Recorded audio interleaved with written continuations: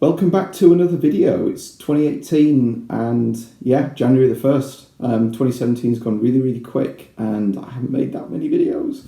But what I want to talk about here is some thoughts that I've had over the last month or so. And I watched a video this morning by InfectedFlinch, Dave Price, and I've really got to make a response to this in a sense. It's not a direct response, but it just made me want to make this video. So, the story goes... Okay, let's back up a little bit. What I'm going to talk about here is really what I've done with really trying to decide what I enjoy about games and what I want to do with collecting or not collecting, as the case may be. And perhaps where I see the gaming channels and communities going. So I think we're seeing a bit of a trend. So the story goes, and I've got a cup of coffee.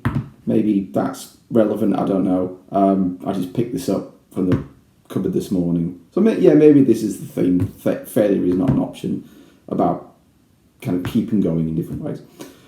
So I traded in my phone at Computer Exchange, Entertainment Exchange, etc. I found that the software updates recently. It was an Android phone, and I just found that sometimes after a year, the quality of the software tends to go down. I don't know if the manufacturers don't test it as much, but whatever. And I've gone back to using my old iPhone 5, put a new battery in it, so that's probably good for another, hopefully 18 months. It's still been supported. But anyway, that's nothing to do with brands. I tend to flip-flop between different ones anyway. So I traded it in and I got some store credit. And one thing I'd wanted for a while was an Xbox One. Now, I'd avoided the Xbox One at launch and bought a PS4. And the reason for that was because I was pretty disgruntled with the whole deal with it. The way that the launch was handled. I wasn't really that happy with the brand. But, you know, you can't judge them forever. And I thought, okay, well, it's a few years later. That machine has about 8 or so exclusive games. You've got your Forza, you've got Gears of War, you've got Quantum Break, Halo games. There are enough games secondhand that are pretty cheap now to warrant buying that machine as a second machine. Despite it being one of the... It's not the X model, it's the older model.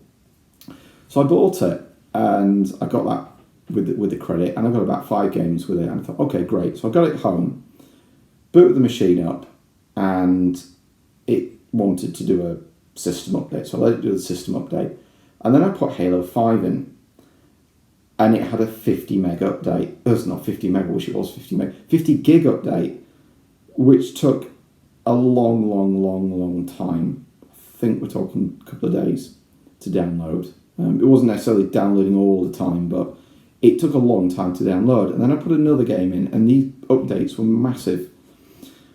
So I sat and thought about this, and I'm thinking, well, this is the problem. You put the game in, and then you have to install it, and then wait for the update. And some of them are pretty big, these updates. And I thought, well, maybe Halo 5 was an exception, but a lot of these are pretty big. I think Forza 2 was not too bad, or Forza Horizon 2.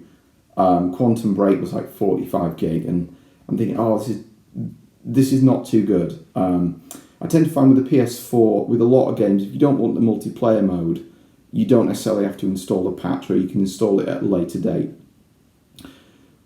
But I got a little bit disgruntled with this, and I thought, no, this isn't what I want from a console. So I took it back. And I thought, okay, well, I get my store credit back, nothing lost. And then I started thinking, maybe it's going through the process of taking something back or getting rid of something and having a machine with a limited number of games. And I started looking at the PS4 and thinking, well, a lot of those games are quite big as well, and they have been a bit of a hassle. Now, what I found was we tend to use the PS4 mainly to watch Netflix and Amazon Prime and YouTube, not really as a games machine. And I've looked back on Twitter of how many games I've played over the last 3 or 4 years on the 52 game challenge, and I probably play about 2 or 3 games a year, and most of those tend to be indie games. And then I'm starting to look at my shelf of PS4 games, and I'm thinking, I think I had about 20 games or so. Not many of these games are getting played, and a lot of them tended to be AAA games. Well, maybe about half of them. A lot of them were kind of indie games that bought box release.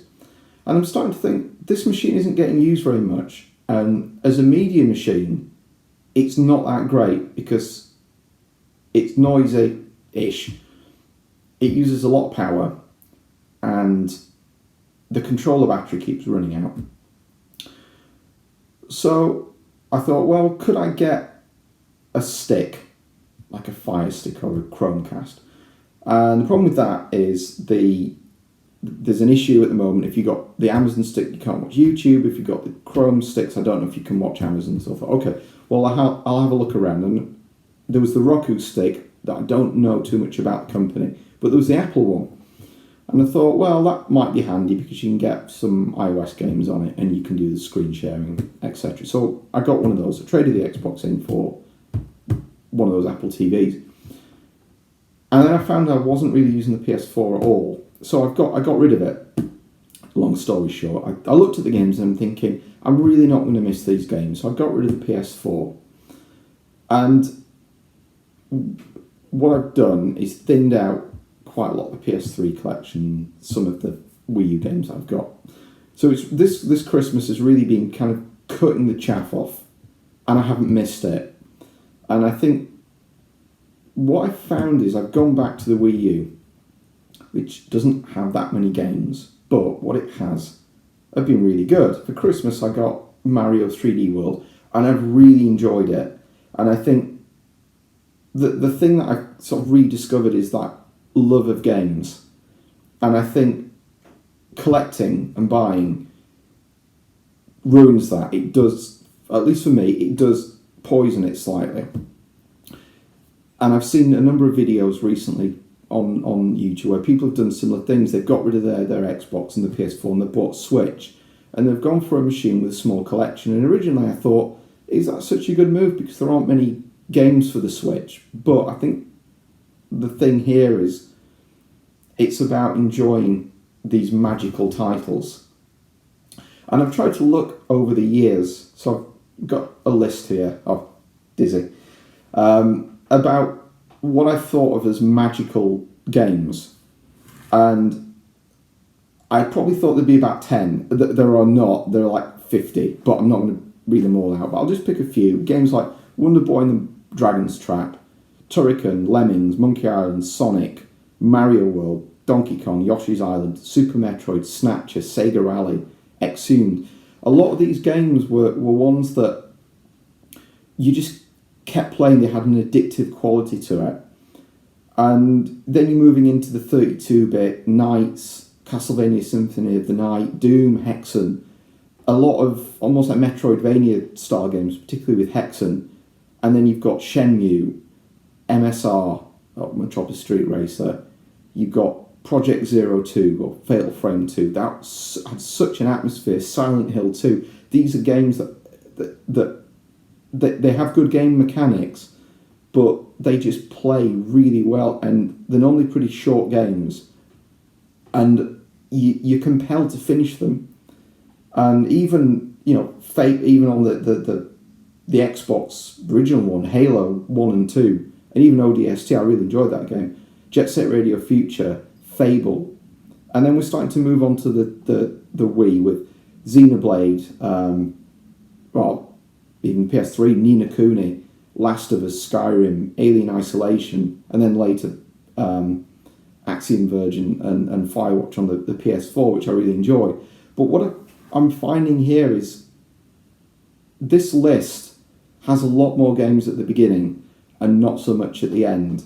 And I think what I've been finding is a frustration with games recently of, I don't know if it's just maybe getting a bit older and not having the reactions of a 15-year-old anymore, but I think the problem is I'm finding that I'm playing games, particularly more modern, maybe FPS shootery type games, that you get put into an arena, or you kind of walk down a corridor, open door, there's almost like another arena. Even Halo did that to an extent. Is that you play it, and there's almost like one perfect solution, and if you don't do it, you die, and you end up spending 30 seconds, die, a minute on the loading screen, 30 seconds, a minute on the loading screen.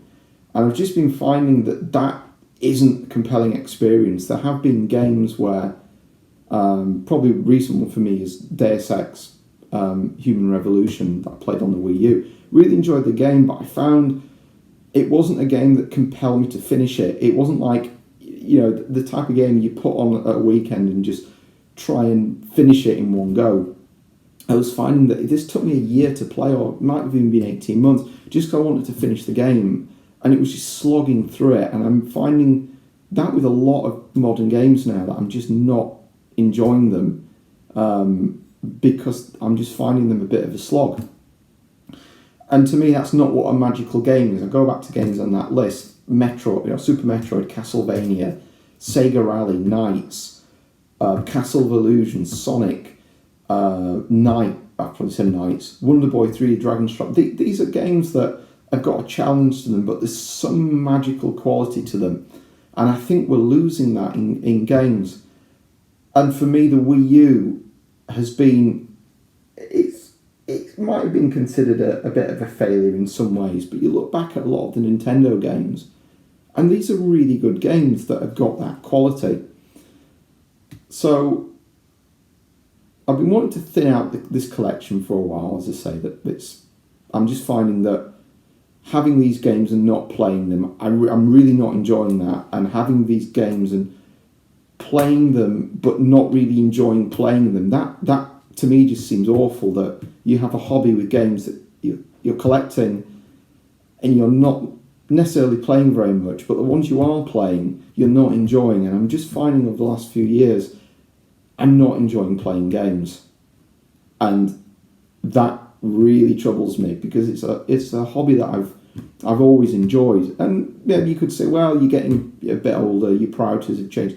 Yeah, that's true, but to not enjoy games when you know that you enjoy them just didn't sit right with me. And I thought maybe it's different types of games, and maybe I need to find another kind. And for me, I've just found playing a lot of the Wii U games now, they're quite cheap in a lot of places. You can get them pretty cheap second hand. They used to be quite expensive when they were new. But just having a game that you can maybe finish in a couple of days, but really enjoy that game and have that magical moment, to me seems much more important than having a game that maybe you play over months and months and months, and you slog it out, and maybe you come away with it and you think, did I really enjoy that? Was there an addictive quality to it? Do you want to keep playing it? Is it that magic? So what I've done is I looked back at the PS3 and I'm thinking, well, there are a lot of games here that I haven't finished. So before I bought the PS4, the last two games I played were Alien Isolation, and I loved that game. That was a magical game. It was a game that I bought on launch, and I didn't know whether I'd enjoy it or not, and I just played it over the space of a week, and that was one of the best experiences I'd ever had. The next game I played after that was Thief, which I did enjoy. It was a little bit sloggy in some ways, but I did enjoy it. And then I bought the PS4, but now getting rid of the PS4, I've kind of gone back to those two games. So I ended up with Thief 4 on a PlayStation Plus download, so I can go back and play that. And I ended up getting another copy of Alien Isolation so I can play it. And going back, I've really enjoyed that machine. I've really enjoyed the PS3. And I've looked back at the shelf of games that I've got. I've kept probably about 20 or so games for it. And there are games like Yakuza that I've never played. There were the later Uncharted games, which I've never played. And I'm thinking, wow, I've passed over that machine, and even the Wii U, that there's always a danger of chasing a new machine and having a console with games that you've never really got the most out of. And I know these are good games. Maybe they're less frustrating. Maybe I find them just as frustrating as the PS4. I don't know, but I'm just thinking, there isn't, maybe you just slow down. There isn't always a need. There's a new console that comes out. Maybe you don't necessarily need to get it straight away. Maybe it's better to finish what people call their pile of shame. Maybe it's better to either say, okay, if I get a new machine, look back at the old console and thin it out. Or maybe just say, well, there's a new console, play the old games you've got and finish them before getting the new console. And I think that's a mistake I've made multiple times over many years. I did that with the Xbox when I still had the Dreamcast, that there are quite a few games that I never played. And I think it's just the enjoyment of games. I've seen many videos where I think there's always a danger of building these collections and not playing them. And I think that's as I've said earlier in this video, I think that can really sour it. So I think if there's maybe a lesson here, maybe it only applies to me, maybe it doesn't apply to anyone else, is perhaps just slow down a little bit, slow down with the collections, slow down with either playing old games or new games. I know there's either a focus on retro or the focus on new. I tend not to see it as different. They're just good games. Even with the Nintendo, the Mini, the SNES Mini as well. They're good little nostalgia machines, and they're a good purchase. And I think maybe something like that is a good way to go, rather than necessarily spending a lot of money on these retro games that are now starting to get quite expensive. Maybe that's more for people that are new, or new collectors, or new people into the games, that it's about enjoying the games and enjoying playing the games, not necessarily having them, or having them on a list that, games you're going to play, but you probably won't. And that's the pile of shame in a way. So I think in the new year, I'm not sure what I'm going to do with this channel. I think and this is perhaps coming onto YouTube in a way now, where we're going to go with YouTube. I've seen a lot of channels drop off, and I found myself not really commenting on a lot of channels anymore. And that's not for lack of wanting to engage. I think where a lot of this has come from is watching YouTube through a TV. I don't know how common that is, but I found myself doing that a lot more. And in a way it's good, because perhaps it's broadened the type of channels I watch. I watch a lot more kind of cinema related ones, or longer videos, channels like Half in the Bag, or not Scott's Game Review, wrong genre, Oliver's Film Retrospectives, where both of these channels are like an hour long, and you watch it like TV, but I wouldn't necessarily comment on those videos. These are much larger channels.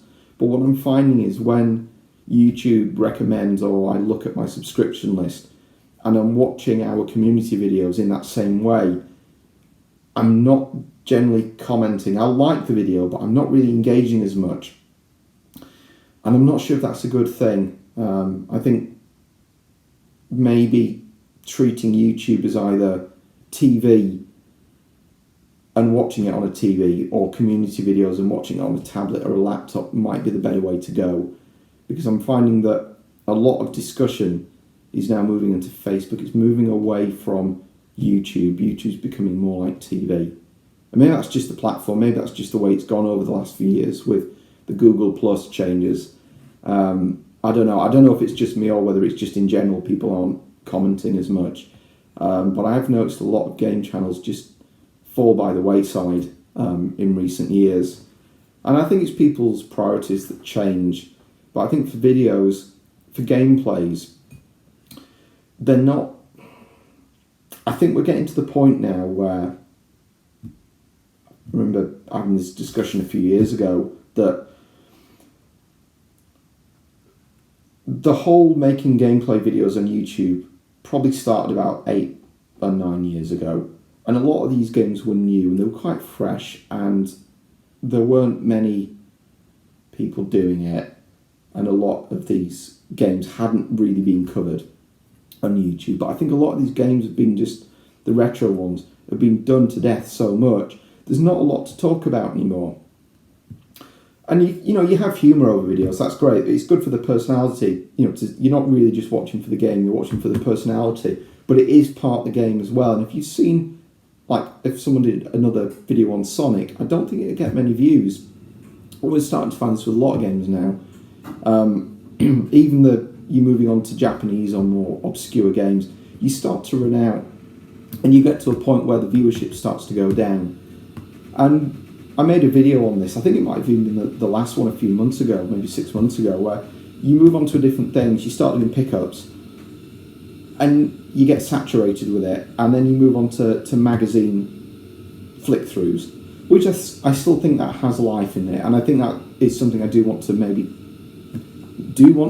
that sounds like a politician, get into again, and just cover them, because I think there are some stories to tell. But I'm just finding that we're starting to almost get a saturation point with a lot of retro and games videos, that a lot of the stories have been told and we're starting to repeat ourselves. And going to maybe reference what Dave was saying, that maybe the spark's gone and you move into different areas, but there's only so much you can move into. And maybe we've just hit a saturation point where we've done what we can, and it perhaps goes back to just more personal vloggy videos of more discussion, and maybe moving on to broader topics. Making games seems like a natural thing to do, and that's something Dave was talking about, and that's something that I myself have always tinkered with. I never really released anything fully, perhaps other than the Rise of Beaker, which had a few bugs on particular Mega Drive models. But I found that more rewarding, and I'm finding that there's only so many hours in the day, and you can either focus your time on playing games, which is good, making videos, or making games, and there's not enough hours in the day for all of them. And maybe it's a case of cycling. It's what you're interested in. At the end of the day, these are hobbies. These are all hobbies, and it should all be for fun. But you would do maybe a month or so on a game intensively, and then get a bit tired, and then move on to making the videos. But I don't know how that comes across on the channel, whether you end up with something that's very fractured, or you end up with just not many videos because you're working on a game, and then it's a lot of effort to make a video, but you want to put that enthusiasm across, and maybe you get a bit. I mean, I find this myself after I've worked on a game for a while. I kind of get to a point where maybe I'm coding myself into a corner, but I kind of get a little bit tired from it. But then I don't really have the energy to make a video and bring that enthusiasm across. So I think, trying to keep that spark with the channel is getting a lot harder now. It's not impossible, and certainly, I'm not one for saying, right, I'm going to stop making videos and delete the channel. I think no, that's not going to happen.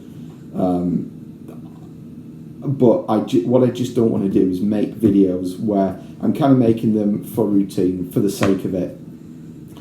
And there will be, people that watch them, and I'm sure there are videos that I've made, and when I've watched them back, and gameplay videos particularly, I'm a little bit tired. Maybe it's just I'm making them late at night and I'm just physically tired.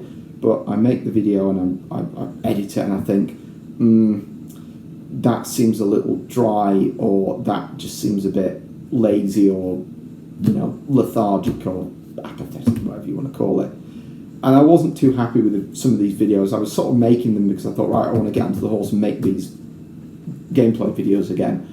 But it seemed too much of a hurdle, and I think what I'm wanting to focus on now is doing videos like this, talkie videos now and again. I think this might have come across as being a little bit down, and a little bit, I've lost my motivation. It's not that. I think it's more of just making videos that count, and to someone, or count to me,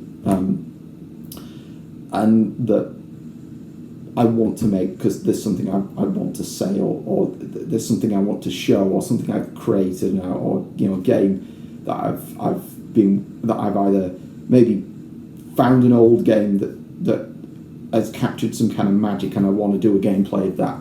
Not because I want to go through games in my collection or back catalogue, or if it's a game that I've been working on or made, or I've got an idea for, maybe just talking through an idea for a game. Maybe I'll never make it. I've got a list of game ideas.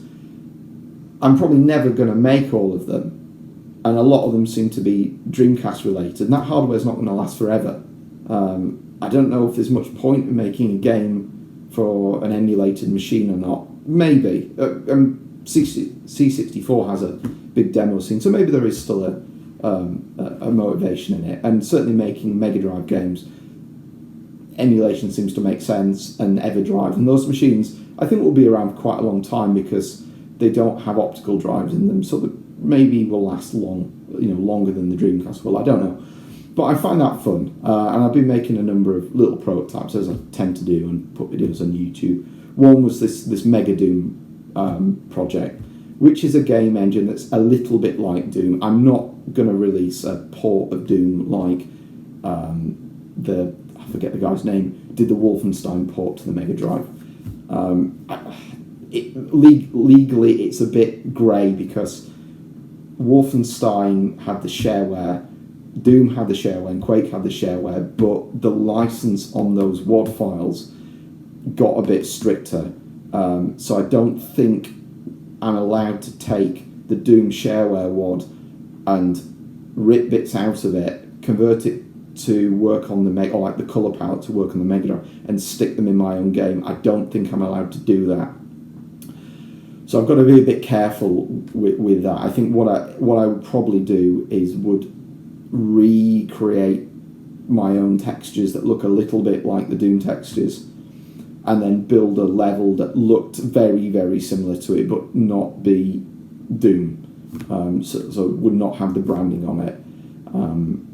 But yeah, it'd be nice to have a port of Doom on the Mega Drive, and I've kind of done it really as just a maybe learning exercise for me for writing really efficient code. I'll probably end up just releasing something that has like a sandbox that looks a little bit like the first Doom Episode 1, Mission 1, maybe with a few enemies on it. But the reason I've been going through that process is I've been writing Dreamcast games, and I'm just finding that I'm not able to get the performance out of the machine, and part of it is going through using the machine as a 3D style machine, almost like a low-end PC. But if you look at the Amiga and early DOS games, there's a good video on the Games Developer Conference, GDC, on texture mapping. And it's a panel with people that were learning texture mapping in the early 90s when they didn't really know what they were doing with forward mapping and backwards mapping, and trying to work out what's the most efficient way of getting a texture onto a screen when you pretty much don't have enough power to do one instruction for each pixel on the screen. Maybe that's an exaggeration for the Mega Drive, but the older machines were that, and it's like, how can you abuse the assembler to find an instruction that will clear the screen? So like on the Atari ST and the Mega Drive to an extent, on the 68K there's an instruction that takes the registers that you've got, so you probably have about 16 or 15 in total that you can copy, and then you copy that onto the stack, and then you can push them back out to another location in memory, but you can kind of abuse that to either put one colour or pixel for one colour or a pattern, and then you can almost go like a stencil, go bang, bang, bang, bang, bang, without writing individual pixels, which is quite fun to do. But having those skills and approaching the Dreamcast that way, I think it will make creating games much more rewarding. So I'm just finding that I've been making these tech demos, but the performance kind of sucked, because I found that I wanted to make a game like Soulstar on the Mega CD, and I've just found that the performance hasn't been great. And if you treat it with polygons, like your Mode 7 style effect, or if you take Panzer Dragoon 2 on the Saturn, it has this infinite floor. And the problem you get with polygons is, if I kind of I'm doing it from a tablet so I can actually see myself now. It's the same problem with Minecraft. When you start going into the distance, if you've got something which is like perpendicular, because of perspective, it starts to go like that. So once you get really far, you need more polygons, like a huge number of polygons to fill the screen. Which, if you look at mode 7, the horizon always goes to the corners of the screen. So doing it with polygons is a really bad way of doing it. So the better way of doing it is almost doing it's almost like you reverse texture mapping. You're saying, here, for each pixel on the screen, there's the cats, what is the source bitmap that you're drawing, or the tile map? And that makes it much better, because it's almost like you're raycasting. You've got a limited number of pixels that you're drawing rather than this exponentially large number of polygons. So treating it in a more like a software renderer seems like a good way to go, and that has worked. I've been able to get like a 60 frames a second mode 7, which, given the Dreamcast hardware, you'd hope. So that's what I'm wanting to do in the new year. Just focus on some of these games and trying to get something finished. There is a community project that I've been thinking about. That was uncomfortable. Sat in something there. A community project which I've kind of been. It's sort of top secret, sort of not. It's kind of a spoof in a way, and it's a kind of a love letter to a style of game and a machine that I've really enjoyed. But I want to keep it a bit of a joke in a way. So I'm not going to go out on on Facebook and YouTube and Twitter and say, well, here is this game. It's kind of a spoof. I'm just going to put it out there and see what happens with it. But it's a bit of a joke, a bit of a love letter to games, and that for me, that's trying to recapture that magic of what I've enjoyed about these games so much. Is just focusing on something that I've really enjoyed. So yeah, maybe the natural conclusion is taking that magic from those games and trying to do something with it, rather than just maybe making lots of videos and playing games and not enjoying it. It's just maybe consolidation there, just consolidating the channel as well as my enjoyment of games. So yeah, I think I'm going to leave it there. I've had a little list of things I want to talk about, but I think that's it really. So yeah, try and summarise this. I always waffle at the end. I think for this new year, you're not going to see a huge number of videos, but I think what I'm going to do is focus a lot more on making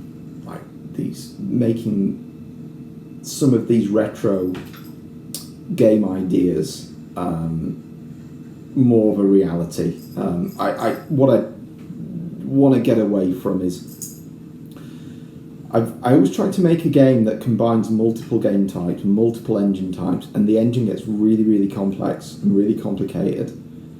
And I've tried to do a lot of procedural generation to get away from requiring lots of art assets. What I don't want to do, I don't want to spend a lot of money making games and have something that's got license restrictions because the textures are licensed. I've tried to go for either Creative Commons or even public domain CC0 images, just to be completely safe on that part. But a lot of these ideas I've got in my head maybe are better just as tech demos. Maybe they don't need to be full games, or if they are games, maybe they should just be quick experiences that are either arcade style that you can finish in 10 minutes or 15 minutes, rather than trying to make something which is a longer game. And just putting those out there, because I've had a really good feedback from the videos to say, are you going to put a ROM out there? Are you going to put a tech demo out there? And I've always said no, because I want to get this thing finished into something that I'm happy with. But because I'm doing this as a hobby, I'm moving between different types of hobbies and things to do. I've probably just not got enough time bandwidth to really make one big game. and I've got too many ideas to just focus on one, and I don't want to get to the point where the machines are going to die out as well. So time is ticking on that.